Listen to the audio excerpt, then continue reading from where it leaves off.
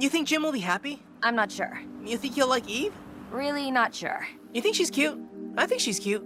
But what makes one tortoise cute to another tortoise? I'll assume you're not sure. Good assumption. Shh, look. There's Jim!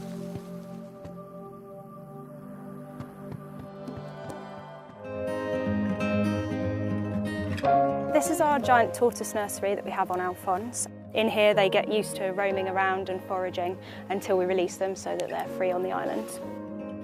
The giant tortoises actually were pushed to extinction across many of the Seychelles Islands, which is why ICS reintroduced them in 2007. So this is the Aldabra giant tortoise that we've got here.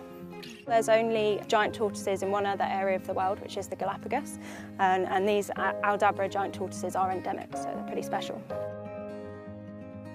Giant tortoises actually provide a very important ecological role on the island. They scuff up the ground as they walk through the forests, which is important for some of our land birds. They're quite good at covering difficult terrain.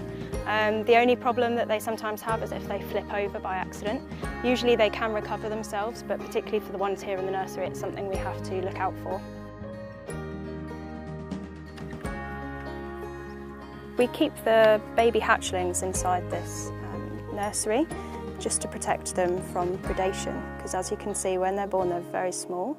This one's already a couple of months old, but yeah, they are quite vulnerable because they've got soft shells, so things like rats and cats, these invasive species, can predate on them.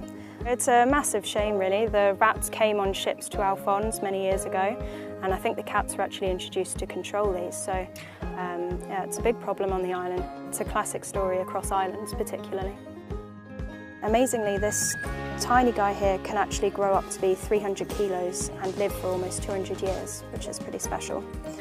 We did a census last year and we found we've now got 77 individuals free roaming across Alphonse. With them living up to 200 years, this is definitely going to be a long-term project.